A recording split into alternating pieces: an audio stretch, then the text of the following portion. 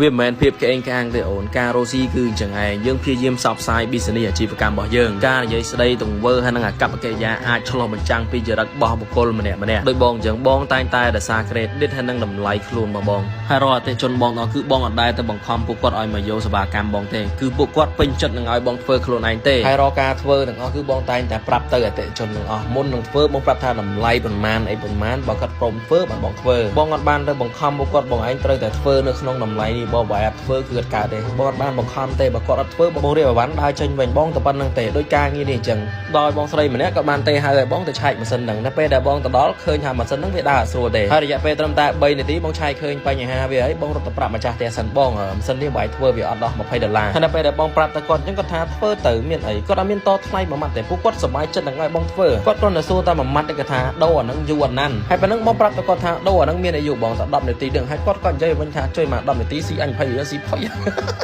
ហើយបើពេលគាត់និយាយអញ្ចឹងមិនមែនបងអត់មានពាក្យនិយាយទៅគាត់វិញណាបងថាបងធ្វើមិនបងអាហ្នឹងវាជាជំនាញរបស់ខ្ញុំបងហើយម្ចាស់កន្លែងហ្នឹងគាត់ប្រើសេវាកម្មបងមិនមែនតបតែប្រើទេគាត់ប្រើចូល3ឆ្នាំហើយមកដល់ឥឡូវហើយបានបងដោយសារមកបានគឺដោយសារតែគុណតម្លៃនិងភាពស្មោះត្រង់អូនហើយឯងត្រូវគិតឲ្យច្បាស់លុយមកតាមក្រោយអូនហើយក៏មិនប្រកាសថាអូនឯងមានលុយអូនឯងអាចយកសេវាកម្មបងបាន